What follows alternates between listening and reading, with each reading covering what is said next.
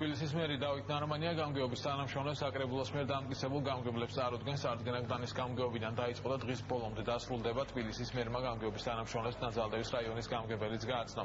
ნარმანია თქმით გამგებლებს პირველი დავალებებიც მისცა, მათ დაევალათ დეტალურად შეესაბამონ გამგეობებში არსებული ფინანსური მდგომარეობა და ბიუჯეტის ანალიზი ხვალ მთავრობის ხდომაზე წარადგინონ. გამგებლების წარდგენას ესწრებიან თბილისის საკრებულოს მაჟორიტარი დეპუტატებიც.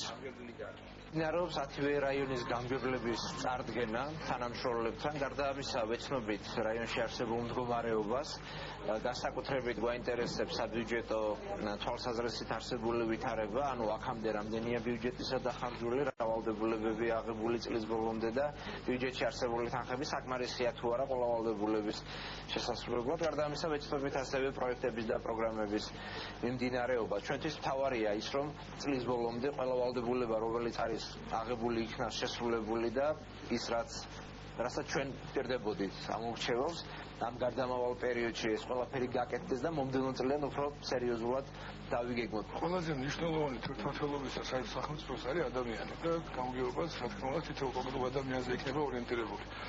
ჩვენ ახლა ვეცდებით ჩავხედავთ ბიუჯეტს, შევხედავთ რა არის დარჩენილი და შეგვეძლება თუ არა ამ ბიუჯეტით იმ პროგრამის დაწყება, რომელიც ჩვენ წინასწარ წავუდგინეთ მოსახლეობაში. რაც არის, რა პრობლემაც არის, ზოგადად ეს ქალაქში ყველაფერში და პრობლემები გვაქვს და ამ პრობლემებს არ მოხდა.